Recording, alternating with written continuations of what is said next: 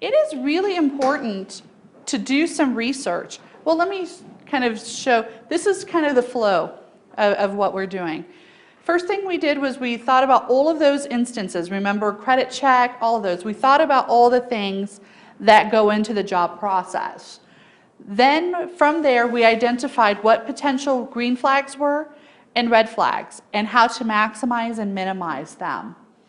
From there, we're going to go on to this next piece, which is identifying skills. Just like we were able to demonstrate, pull out some of the skills that John had, we need to do that same process with ourselves, right? What are our skills? What's our training? What's our employment? And looking at it in those three lenses is very helpful, okay? Because from that point, that's when you build a resume. Most people do it the other way. They build a resume without doing this prep work, okay? That's how I did my first several resumes. But what we're doing is we're kind of inverting the process. Because you're going to have more skills and more employment than you'll put on a resume, depending on the position you're applying for. You're going to want to put employment history and skills that are relevant to the job posting. Okay, so we list them all, and then we pull those. From there, we make sure that we listed all the skills from the job posting in the resume. We highlight them in our cover letter. Because again, they're looking for those specific words. From there, we've done a really good resume, really good cover letter. We get an interview. We do well in the interview. We send them a thank you card, and we get the job. So that's kind of my roadmap to employment. One of the things to do to prep for not only a job application, but for your resume and for the interview, is to research the company, okay? Most companies these days have corporate web pages. I'd spend some time there, particularly under news, right? Memorial Hospital just got an award for being a good place for stroke patients. I would mention that in an interview if I was going to Memorial. I saw this article that you just got this award for being a good place for stroke patients. It shows interest, and it shows I'm paying attention. And I guarantee if you're able to pick up on something like that, they're going to be very impressed with you. Most companies will tell you what their mission and values are. I would make sure that I would list the values that I share. And I would say, you know what, the values that are really important to me are, and I would explain why. Well, if they just happen to be corporate values, better for you. Again, I wouldn't lie, but I guarantee that there's going to be something about the environment that is going to appeal to you. That's why you want to work there. Google them. See what other people are saying about the company. Okay, that's going to tell you, if you hear lots of negative remarks about a long-term care facility or a particular home health care agency, or you see that they're indictment, or that they've had lots of people fall or lots of people hurt, that would indicate to me I don't want to work there. Because if that's the kind of things that are being reported about them, chances are it's going to be really tough to work there. Right? So remember, you're interviewing them as well. Make sure it's someplace you'll want to be.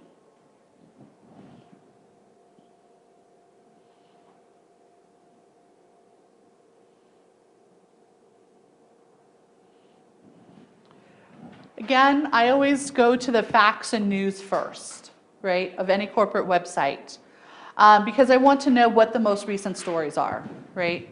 And from there, I always go to the About Us. Between those two tabs on a corporate website, you'll pretty much know what kind of company it is, and you'll know something that you can bring up in an interview. If I were applying for Memorial Healthcare as a CNA, I'd probably mention the new award they got in my cover letter, and about how excited I am at the possibility of working for a hospital that had such a stellar reputation in this area, which is true. I would be excited to work there. So I'm not lying, right? but I am showing that I'm interested in what's important to them. Do you have any idea what we do here? Yes, sir. Penrose is a multinational conglomerate with 27 different divisions, products ranging from dog food to guided missile systems. There are 30,000 people working in this building alone.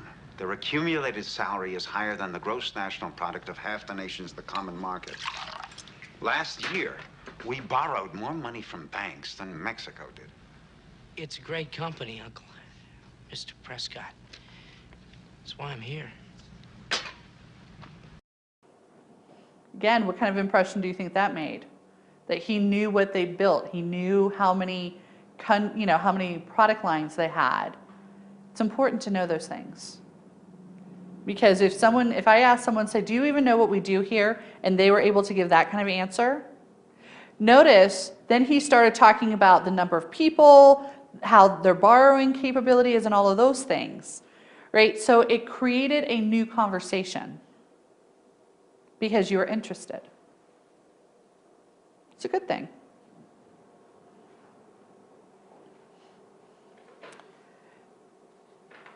Cover letters, always important, okay? Again, resume is of limited value if you don't know what kind of work you want to do, which is what the cover letter does. The cover letter tells the employer the kind of position you're applying for and how you're qualified for that position. So again, you can even write resumes and cover letters to jobs that aren't posted yet.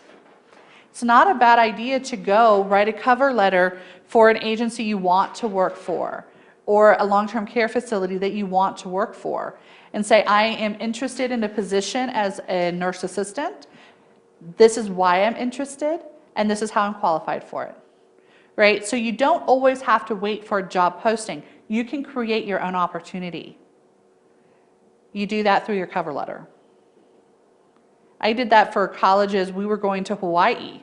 So I sent them to all the community colleges, and I got a job offer without an interview. So you can create your own opportunities.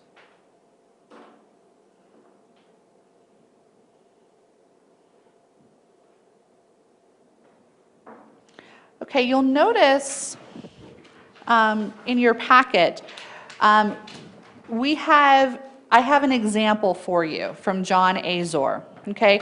And this is what I call our resume workshop, okay? It's got several different ideas. I will tell you that about probably 5 years ago or older, people would tell you that you had to have a job objective, right? Your career objective. That's no longer the case. Today, people want to know who you are on your resume. It is shifted to a personal profile or a profile statement. And I describe a profile statement this way. If a newspaper were going to do an article on you for a job, what would the headline be? She always tries to do the right thing. Mm-hmm. And how do you rephrase that, right? Dedicated worker always does the right thing, right? His is motivated business professional with college degree and certified, right? Received numerous awards. Mine was master's degree seeking a class, mine is college degree, graduate degree seeking classroom with engaged students interested in history, right?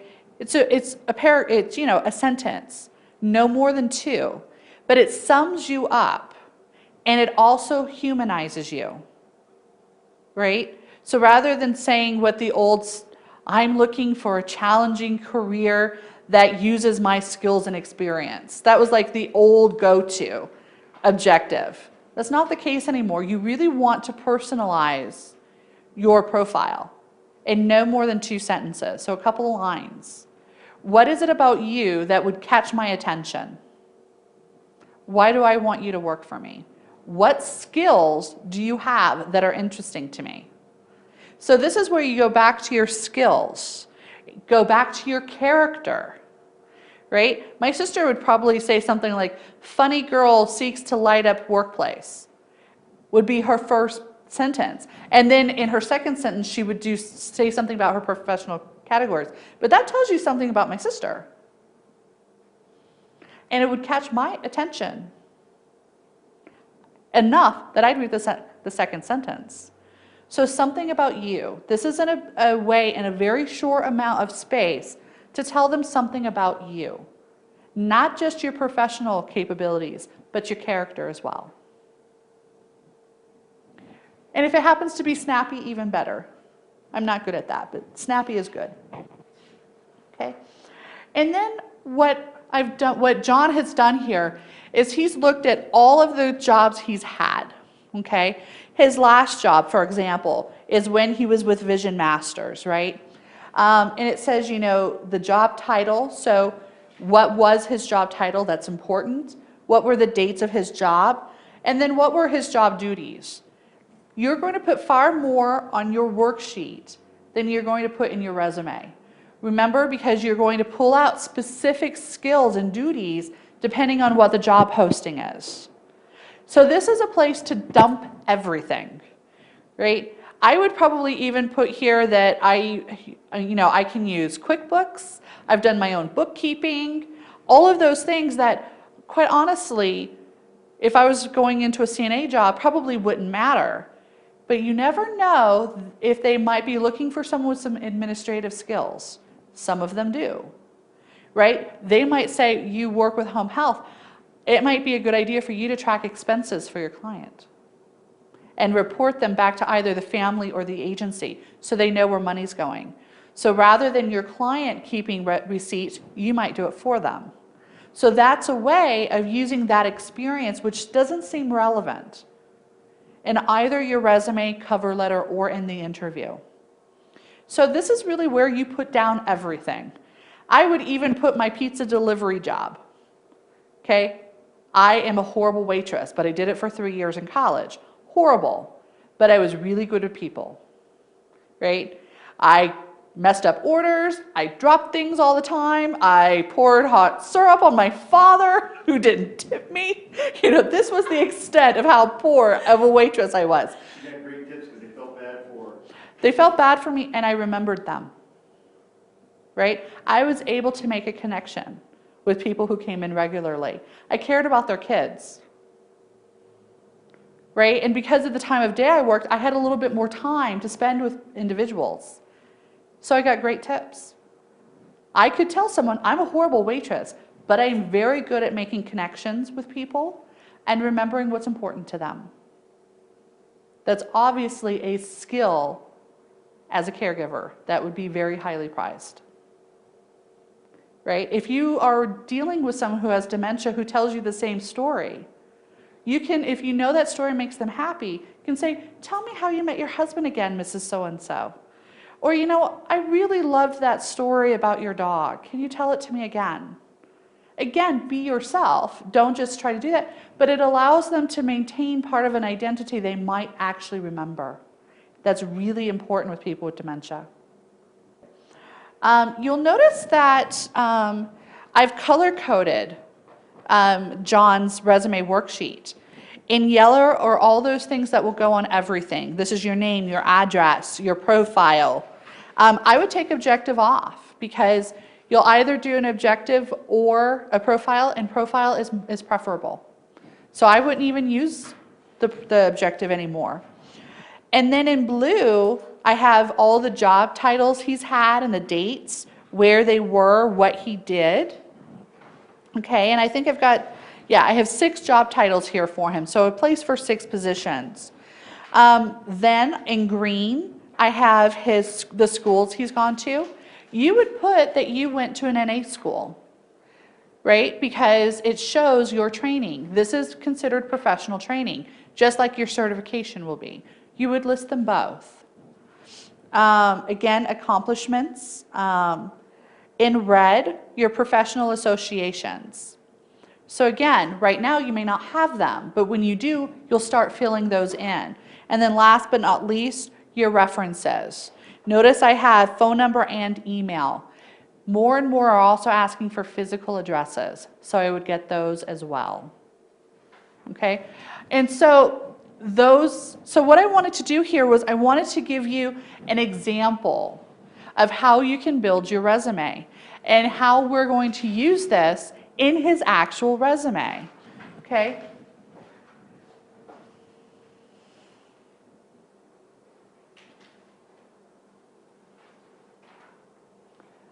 Because what I've done is I've color-coded his resume as well.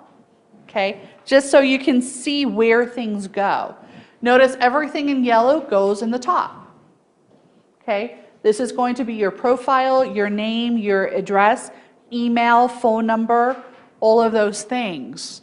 Then in dark blue, I had dates, job names, and city. That's typically what they're going to want to know.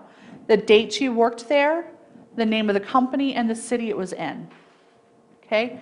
In light blue, I have his job title, and then bullet points. Believe it or not, shortening bullet points, not having sentences, is preferable. So summarizing, using a phrase rather than a complete sentence. They want to just be able to list. So for me as an NA, I would probably put theoretical skills and the skills I learned, practical skills. Okay? And so again, that would be one way of distinguishing rather than trying to put everything. You highlight. The idea in your resume is it's enough information for them to call you. That's what the interview's for, is to fill in the blanks. So you want to give them complete information, but only to the point to where it gives them a snapshot of what you were doing. Okay? And again, this is where, rather than listing all of the duties at that job, I'd look at the job posting and see what specifically they're asking for. And often, I will rephrase my resume and job duties I've had to what the job posting says. It's not being dishonest. Those are things I've actually done. But again, very clearly showing them at a glance, looking at those keywords. The more you can do that, the better. The more you can do that, the better. You do not have to put down every job you've had. In fact, I would advise against it, particularly if you have a lot of job experience that is not relevant to the job you're posting for, unless they have very clear transferable skills. Okay, so customer service may be something I would put down because it shows my ability to work with people and different kinds of people. That would be an asset in this field. If you don't put down the job that you have, though, how can you transfer the skills that you may have used at the job if they are transferable? That's when you have to evaluate. This job that I had, job X, has skills that they're looking for. I'm going to include job X. But job Y, I look through it and say, you know what, the skills that I earned over here they're not relevant. I wouldn't put job Y. You want to keep this as close to one page as possible. I will tell you, most people will not read a second page. Most employers. One page. You get one page cover letter, one page resume, that's it. So you're going to have to be selective, particularly if you have a long job history. Okay? You're going to really have to look at that job posting and analyze what gives me the most bang for my buck. What positions? Even if I have to shorten down the skills that I got there to just what they're looking for, that's okay. But again, one page, really important. One page. Because I will tell you, they'll stop reading. And if it's in paragraph or sentences, they won't read it. They won't even read emails from their bosses. They're not going to read a 3-page missive on you. I learned that the hard way. So again, just showing this is how it's color-coded here. That's where it ends up in the resume.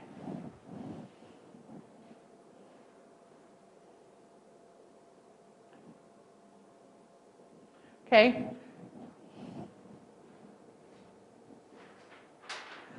All right. What it was showing is on the bottom is typically where you put your accomplishments, your education, your training, your professional references. Most of the time, you're not going to tell them who your references are in a resume. You'll either leave them off or you'll put something like available upon request. Again, they're not, if you give them a list of your references, they're not going to read it. It's just more stuff to go through. So really the idea here is to do short and sweet. You're wasting real estate on the paper. You're wasting real estate on the paper. I would bring a copy of your references to an interview, but not in the initial job application. So you'll notice that we gave you in your pocket your very own resume worksheet, okay? I wanted to demonstrate, and I'm going to go through the interview and then come back in our remaining time to work on this. But I see we're running a little short on time. I wanted to show you how to use this, okay? And actually show you on John's resume how it came out. I use this in two ways. I use resume building as a two-step process. The first thing I do is, and I still do this, I print out my resume worksheets, okay? And this is where I put everything. And feel free to make copies. Mine is more than 6 pages. And I put down everything I've done since my professional career started 20 years ago. I will tell you, I rarely put anything older than about 10 years on anything, but I put it in here because you never know when that one transferable skill from something you did 25 years ago is the only time you develop that skill. And especially if they say it's a preferred qualification, I'm going to find a way to put that one skill in, right? You always want to meet the preferred qualifications if you can. So I do this first. Then what I do is I sit down with a job posting and I bring out another piece of paper. And that's when I start going here and say, okay, they're looking for this skill. I look through my worksheets and say, oh, there it is. I put that job down and that skill. And I do that for the entire job posting. That tells me right away which skills and which employment opportunities meet those requirements. From there, I build my resume. So again, for me, doing it in those 3 steps is a very logical progression, making sure I'm not missing a step. And making sure that every time I do a resume, I really am meeting the qualifications they need. As an NA, the majority of the qualifications for job postings will be the same because NAs do the same things, right? So you probably won't spend as much time as if you were trying to interview for vastly different industries, right? But it's a way of getting everything together. And I keep this in its own file and I just add to it. So once I did it the first time with all of my job experience, I just add to it now. And it's a really great resource, I think. Again, identify what your ideal job is. You've already done that by deciding to be a CNA. You've decided that's what I want to do, okay? And then check appropriate boxes on your worksheet that fits that position. That's what I'm talking about. You get the job posting or a job posting for a CNA, and you start circling and identifying which skills fit that job posting.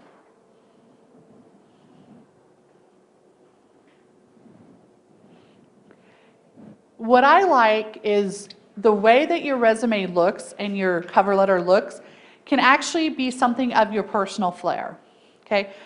I recommend using either Microsoft Word and one of its templates or using Pages on the Mac. This is because they have lots of templates. And I literally looked to see which template I thought was the prettiest because it was important to me. But I use the same template both for my cover letter and my resume. I always buy resume paper because it looks nice and it's got that nice weight to it.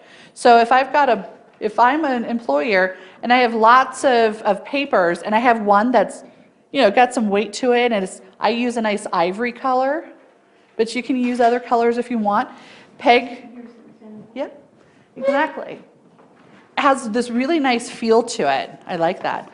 Feel that. I got that at Office Depot, Yep. and they just tell them what you want, and they'll print it out whatever you want. That's awesome. See, isn't that nice? Tactile feel. It's one more thing that sets you apart. Okay? And I always did the matching envelope as well, so that it all comes as a package. Right? This is going to actually be very good because it shows that you cared enough to go the extra mile. And that's going to look really good to an employer. Those small touches that you think don't matter, the difference between an interview and not an interview really are. And what's nice about this is most places now have company applications where they say just copy and paste from your resume and your cover letter. It allows you to do that too if you're using one of these services. If you don't have access to one for whatever reason, you can use something like Monster.com that will do this for you as well. They have Microsoft Word at the, it's the county thing for Workforce Center. Workforce Center as well as libraries. And really, a lot of them nowadays have their own form they just want you to fill out, so you just kind of fill in the blanks on their forms. But what's good is because I've done this process in my 3 steps, I just copy and paste. I copy and paste everything. Copy. So again, what are 3 ways that you can research a company? Google, their website, and look for stuff that's in papers about the company.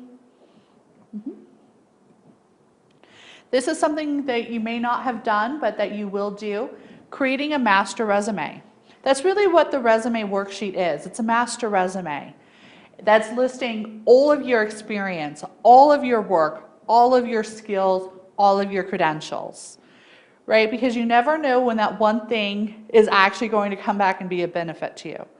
I had only had managerial experience at one job. I happened to be a supervisor at the Air Force Academy. I would do security for sporting events. I had a job that absolutely required 2 years experience as a manager. I never put this job. It was something I did while I was in college to gain some extra money. But it was the only job I had had that showed I had management position. You bet I put that on there. And really, that was the only thing from that job. I oversaw parking attendants at sporting events for the Air Force Academy. Absolutely, and I highlighted my supervisor skills. Something I would never have put otherwise.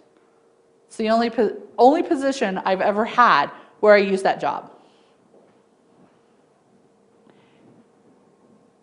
Do you now think you can tailor a resume to a specific job posting? In a cover letter, I gave you 2 articles. They're in the very back, specifically on cover letters. Because for me, cover letters,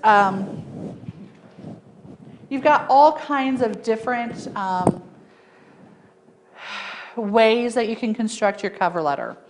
For me, I always want to know what are experts looking for. And this is actually from MIT. Okay, this is how they teach MBAs how to do them, right? And a cover letter is also a way where you customize and you use your own voice. My cover letter is going to sound different than yours. My writing style is different. Okay, yes, you need correct grammar. Punctuation and spelling is important. But for me, my cover letter always has a paragraph talking about why I want to work for them.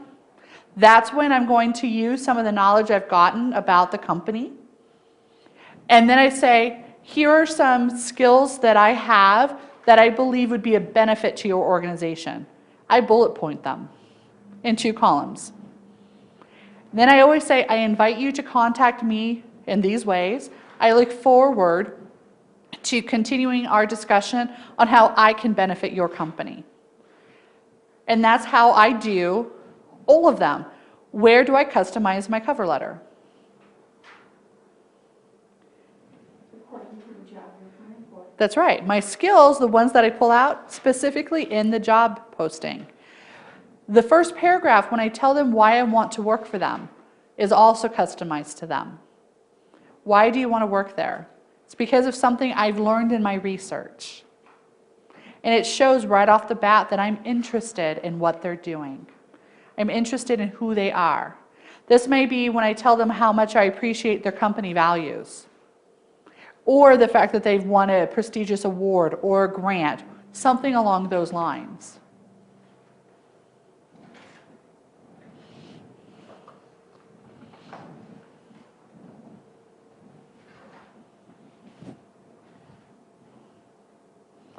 So now you have your interview. Okay, this is usually when I start to panic. I won't lie. So these are some simple things you can do to really be successful in your interviews.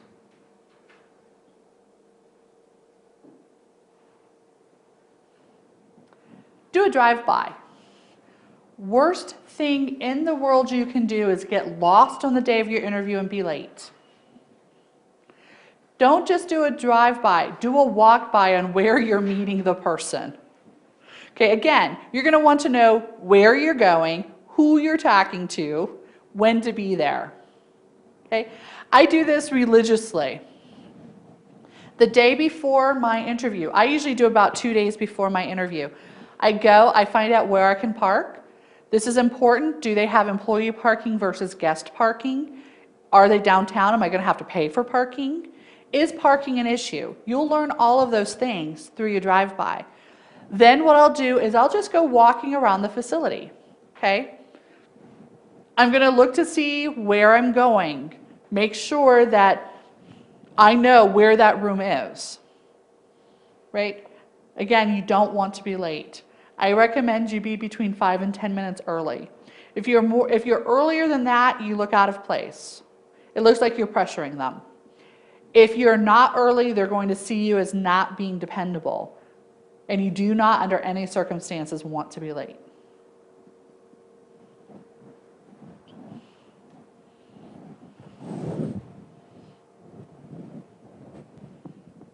You want to be prepared. Keep in mind, you may not be interviewing just with one person, even if you're told it's just one person. What happens if they've lost your packet, right? Maybe someone had it, they're on vacation, for whatever reason they don't have your application or your resume. I always bring multiple copies of those, okay? Your cover letter, your resume, and your references, okay? Always. I bring at least 3.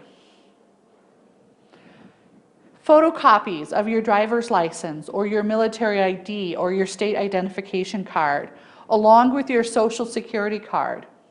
I would also bring, in your case, a copy of your certificate of completion from here, and once you have your license as a CNA, a copy of your license. Again, if they ask you, do you have these things? I don't carry my social security card with me. Do you?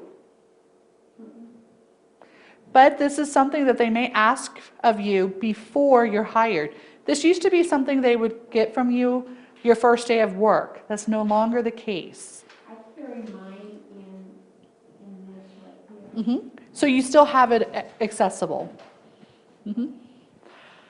I always ask, have you prepared yourself for the tough questions? I tell you that I always ask, tell me about a time you failed. What was the situation? How did you rectify it? And I will tell you, if you do not answer that question well or to my satisfaction, I'm not going to hire you, regardless of how you look on paper. Because I want to know what you do when you make mistakes. Because you will. We all do. I'm more interested in how you rectified the situation than what the mistake was. I want to know you didn't just make a mistake and try to hide it under the rug or let someone else clean up your mistake.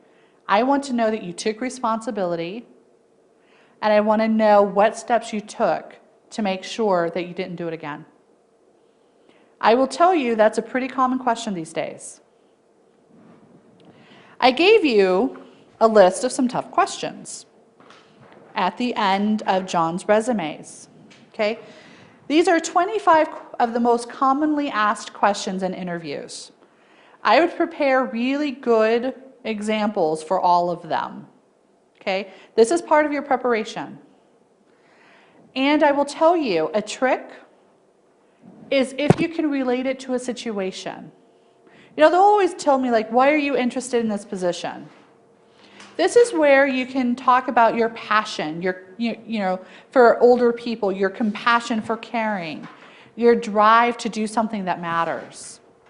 Okay? That's a really good thing. What do you know about the company? This is where your research will pay off, right? You'll know about that company because they want to know you know something about them. Are you a team player? I wouldn't just say, of course I'm a team player, or yes, I'm a team player. I would think about an example of when you were a team player. Your Boy Scouts, you could talk about an example where either as a youth member or as an adult member, you had to work with other people to accomplish a task. It's called focused interviewing. And the idea is rather than just giving yes or no answers with, you know, some vignettes, you're actually giving them a story. You're giving them concrete examples of how you behaved in a certain situation. They will remember you. And again, I always tell people, think about your question, talk to me about how you're going to answer. Again, I'm interested in their problem-solving abilities. So if I ask them to solve a problem, I tell them, I want to hear your thought process. I want to know the steps you take. So these are just really good ways of preparing yourself for those tough questions and making sure you do stand out. They're things that I tell managers that they should be doing. I always say, tell me about a situation in which.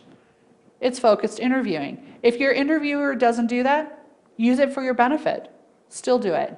Tell them about a situation where you did something.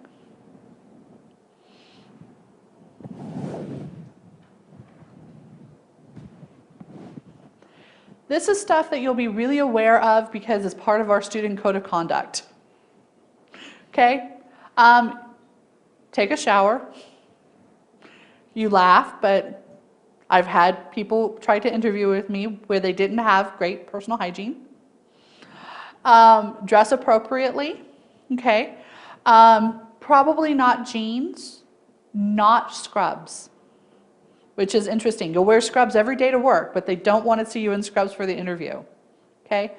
You do not have to wear a coat jacket like I have on. Usually a nice blouse. So I probably would have been okay if I had worn slacks. Okay? I would not wear, oh.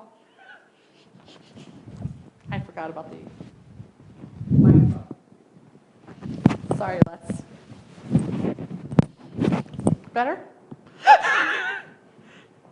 You know, so, you know, the shirt I'm wearing, a nice pair of slacks. I usually wear ballet flats because I can't walk in dress shoes. But again, just dress appropriately. I would probably wear minimal jewelry.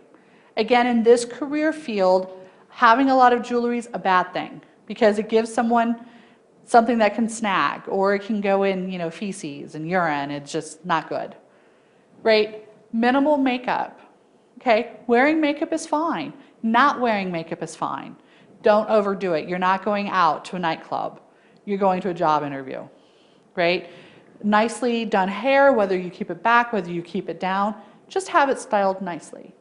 Again, all common sense things, but sometimes we don't think about them. No cologne, no perfume. This one is hard for most women because I will tell you, I am highly sensitive to smell. So if you come in with perfume, I'll probably start sneezing, especially if it's a lot of perfume. So just as a rule, don't do it. But you're not going to be doing this in front of your patients anyway because you don't know what kind of aversion they have to smell. Don't smoke before your interview. Even if you're a smoker, okay? I recommend taking a brisk walk around the building rather than lighting up a cigarette. Okay? They don't need to know you're a smoker. Especially in the medical field, this can count against you. Tattoos, body jewelry, don't wear it, keep it covered, okay? And turn your cell phone off. Please turn your cell phone off. Worst thing in the world is to get a text or a call in the middle of an interview. Even if you don't answer it, it's just bad form.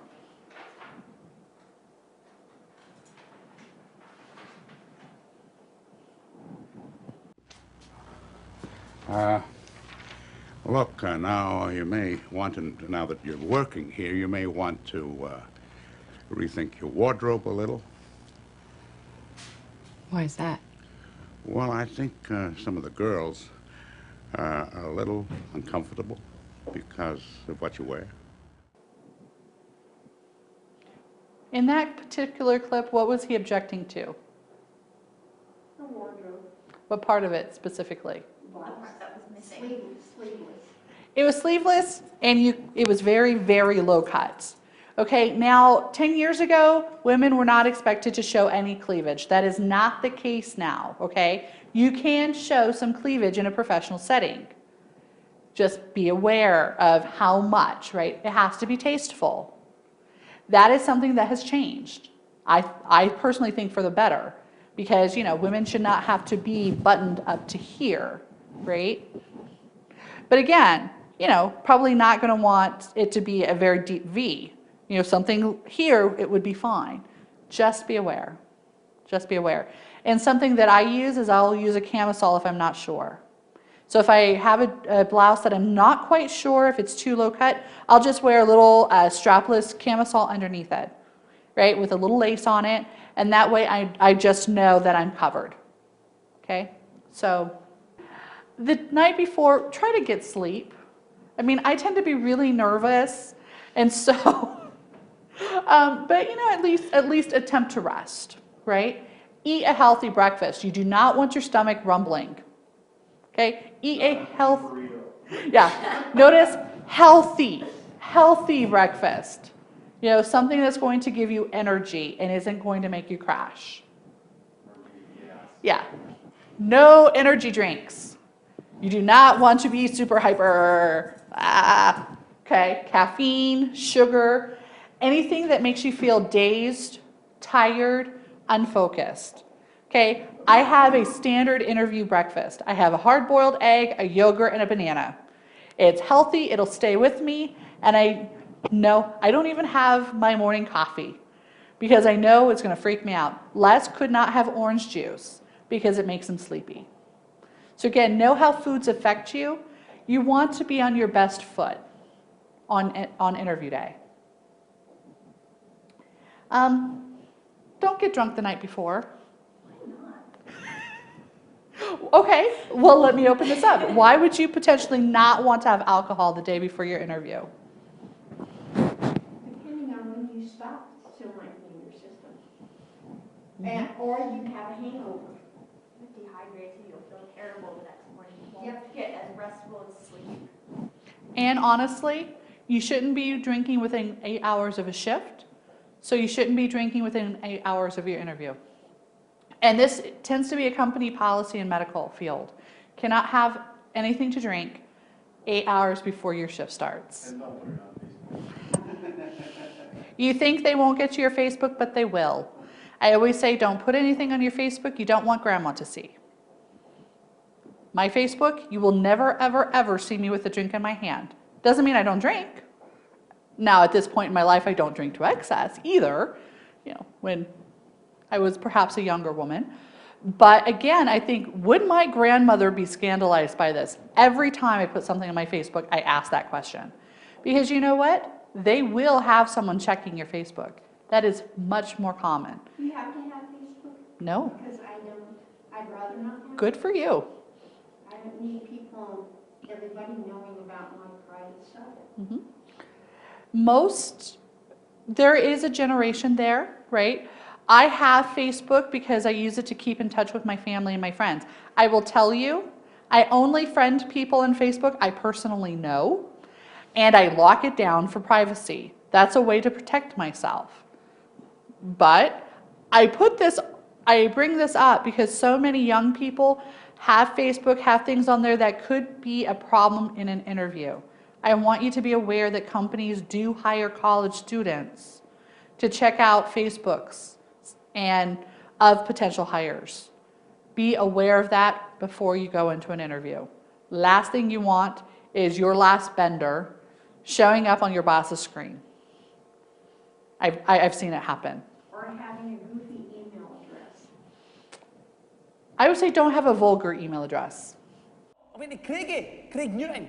I just put down to Royal Edinburgh College to help get the job. There's too much discrimination in this town, man. Because they're both schools, right? And we're all in this together. And I wanted to put across the general idea rather than the details. Like, people get all hung up on details. Like, what school did I go to? How many O grades did I get? Could be like 6, could be none. It's not important. What is important is that I am, yes? Mr. Murphy, do you mean that you lied on your application? No. Well, yeah, oh yes, only to get my foot in the door. Showing initiative and that, like. But you were referred here by the Department of Employment. There was no need for you to get your foot in the door, as you put it. Yeah, cool. Whatever you say, man. Sorry, you're the man, the dude in the chair. I am merely here. Like, well, obviously, I'm here, like, but... Mr. Murphy, what exactly attracts you to the leisure industry? In a word, pleasure. It's like my pleasure and other people's leisure. Do you see yourself as having any weaknesses? Oh, yes, because, like, I'm a bit of a perfectionist, actually. Yes, I am. See, for me, it's got to be the best, or there's nothing at all. Like, things get a bit dodgy. I just cannot be bothered. But, hey, I get good vibes about this interview thing today, though, man. Seems to me like it's going pretty well, eh? Thank you, Mr. Murphy. We'll let you know. The pleasure was mine, man.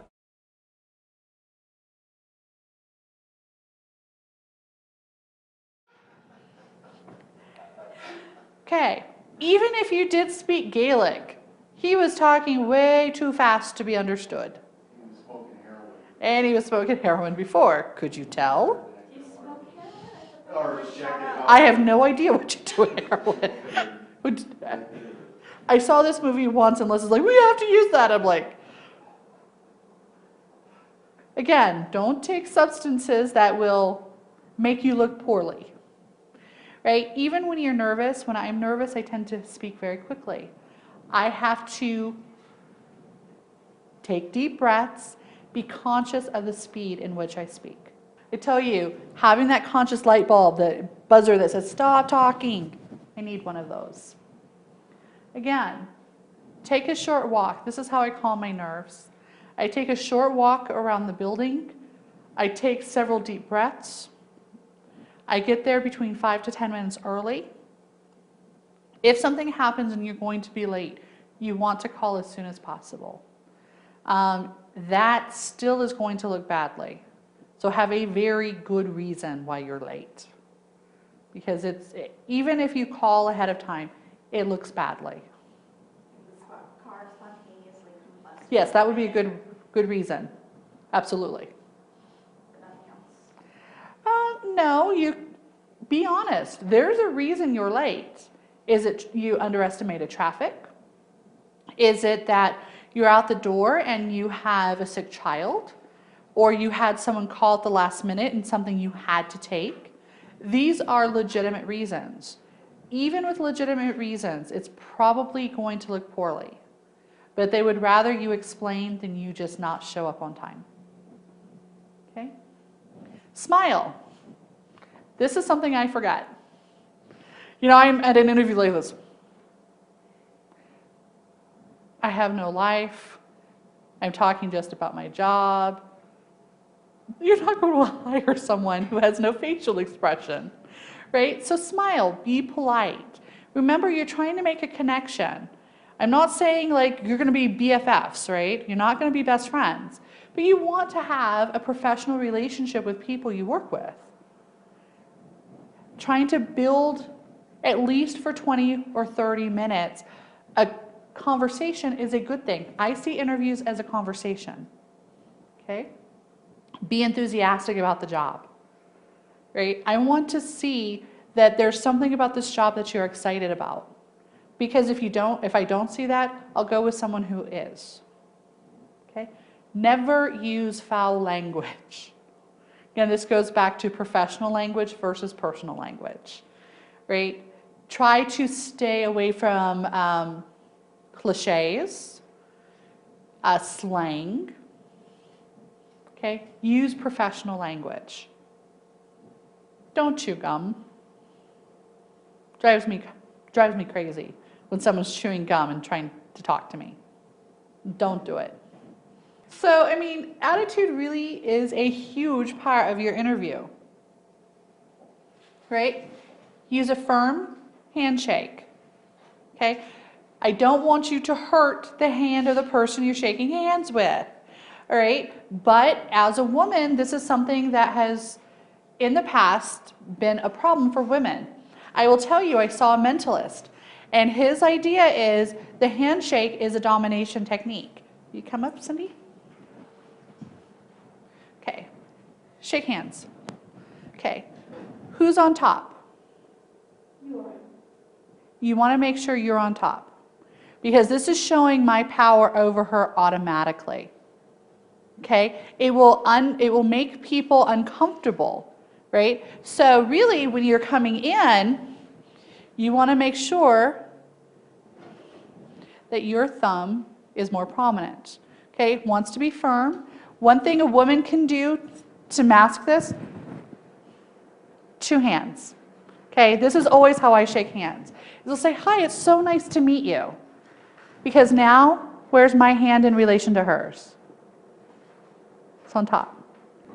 And so that is a really good way of shaking hands. I never thought about it before until I saw this entire thing on what handshaking reveals about you. Use every advantage you have. Okay? Use correct posture.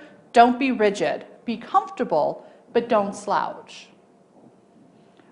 Lean towards the interviewer. Show subconsciously that you're interested in what he or she has to say. Okay? It's not like this, but just slightly lean forward. Subconsciously, it's demonstrating you're interested. And maintain eye contact. That shows that you're not lying. Believe it or not, people who lie tend to not look you in the eye. My problem is I tend to look out in space. I have to make sure that I look at someone because I tend to look off in space when I think, breaking that connection.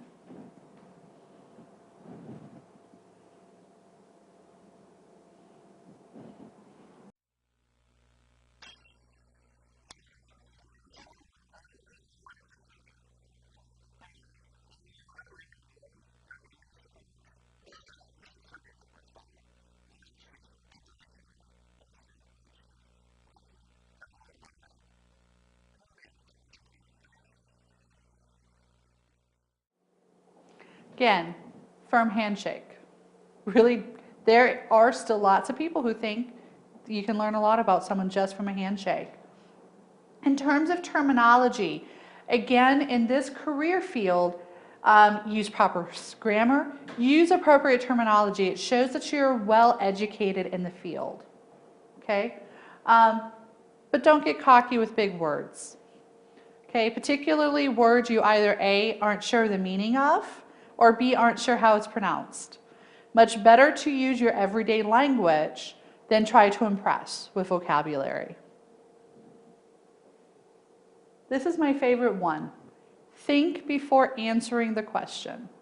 You'd be amazed at how many people don't do this. They hear the first half of the question, anticipate the rest, and start talking as soon as the interviewer is done. That just tells me that you didn't really care about the question. I'm not saying do a dramatic pause, right? But I want you to really listen to the question. Think about your answer and then give it. It shows that the question's important to you and that you were actually listening.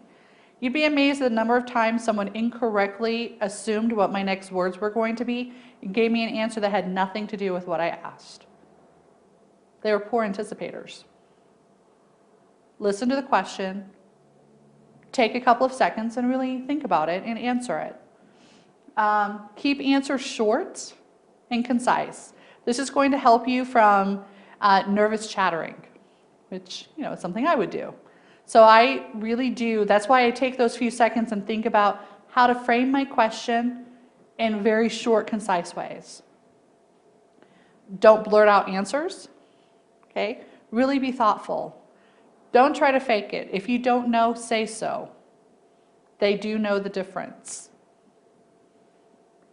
And don't discuss your personal issues, right? The one exception here is if you have a red flag and you disclose it.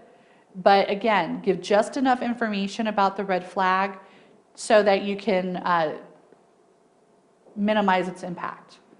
But again, going back to them asking you about your husband, it's illegal for them to ask questions about your personal life. It's not relevant to the job. So you shouldn't bring it up either. And lastly, ask questions. It shows you're interested. It shows you care. It shows you've done your homework. And at the back, I've given you 20 questions that are really good to ask during an interview. Usually when they say, do you have any questions for me? Say, as a matter of fact, I do.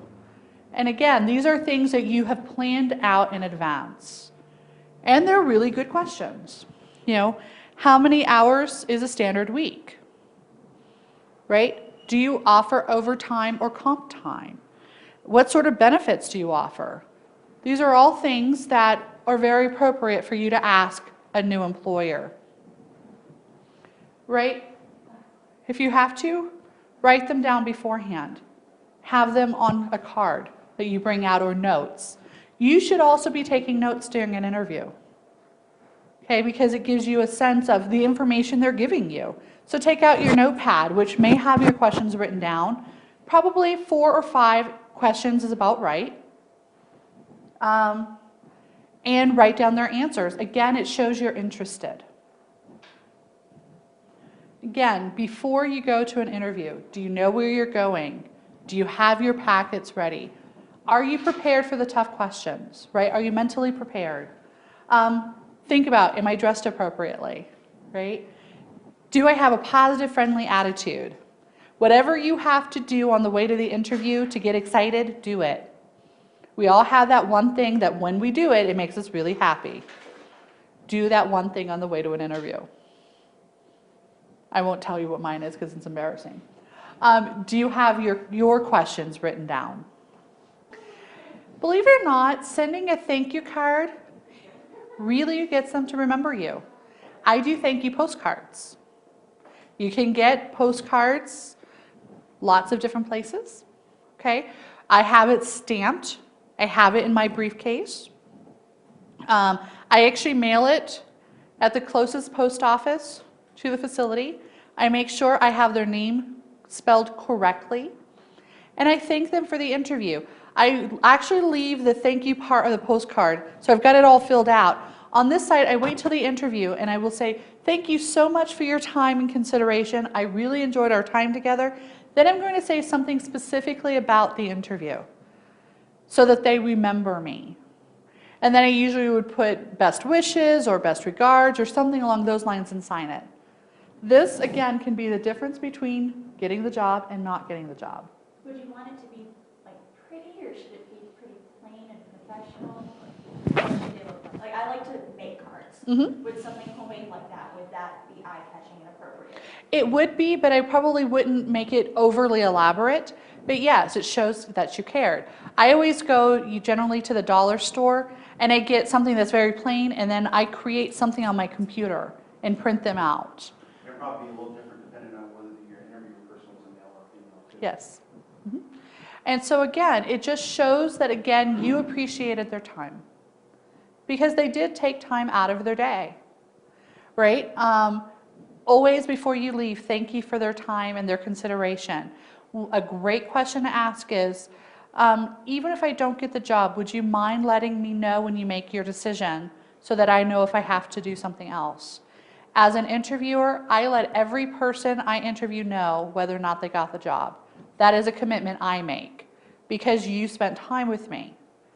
Many interviewers feel very awkward about that. so they won't. By telling them, even if I don't get the job, I'd really like to know. It shows them that if they call you, you're not going to flip out on them.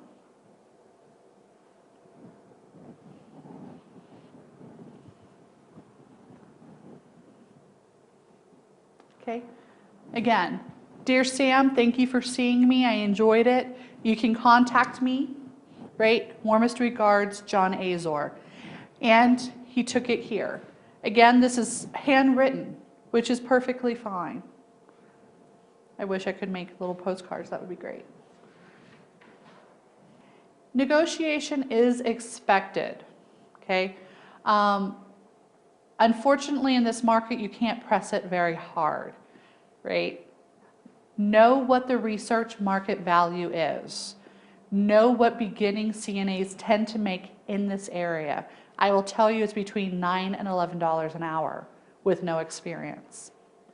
So you would be fairly confident, or you could be fairly confident, if they come in and offer you $8 an hour, I would certainly push for a higher starting salary.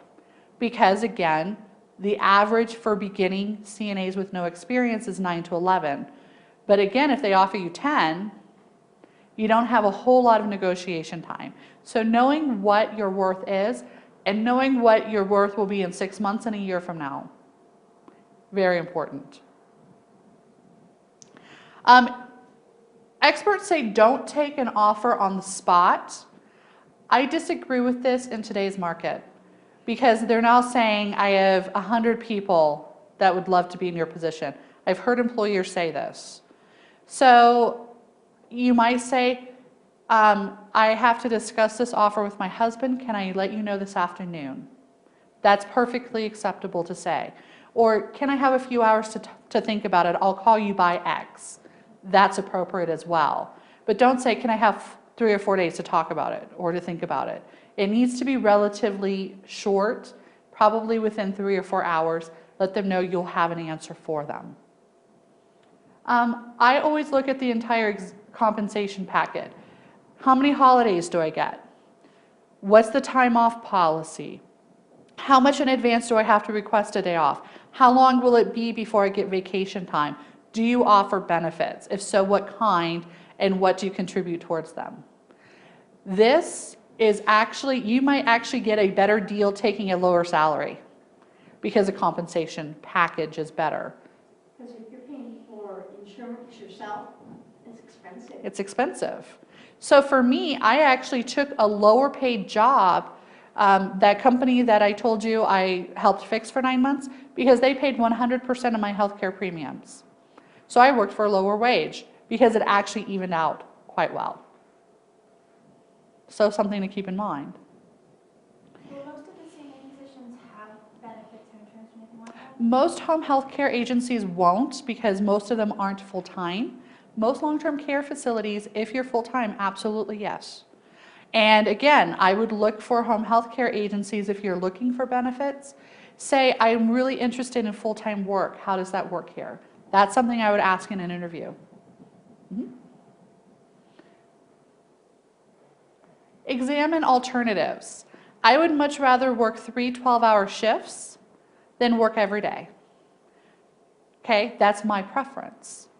Other people may rather work 5 4-hour shifts, right? Know what your alternatives are. What are you willing to compromise on? What are you willing to do? Know that going into the negotiation. Gives you a little bit more leverage. And it lets you know whether or not you're making a good deal.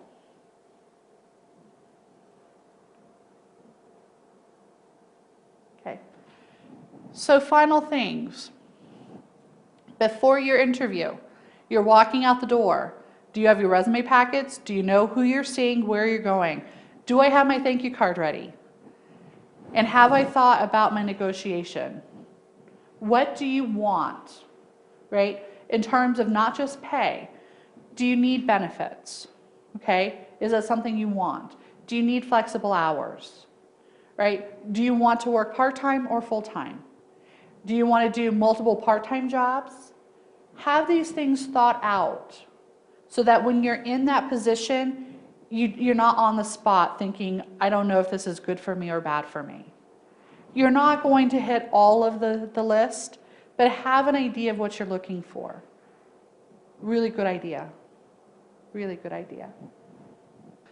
Especially if you are a live-in, right? Yeah. You need to know what the time off policy is.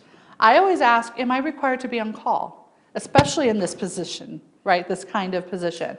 Am I required to be on call? How often am I required to be on call? What does the holiday schedule look like? Some facilities may hire temps that want to work holidays. Some may say, you're the bottom person, you're the newest hired, we expect you to work. Know things like that, because that's going to make a difference whether or not I want to work there, right? Know what the job duties are. Know what your scope of practice is. This is very important for home care, because most home care workers will say, I'm asked to do things that are clearly outside my scope of practice. Ask the agency you're working with how you're supposed to deal with those situations. When a family or a client is asking you to do something that you know is outside your scope and it's illegal or unethical for you to do, who do you call? Know your chain of command. And please, when you get hired, read the employee manual. Most people don't.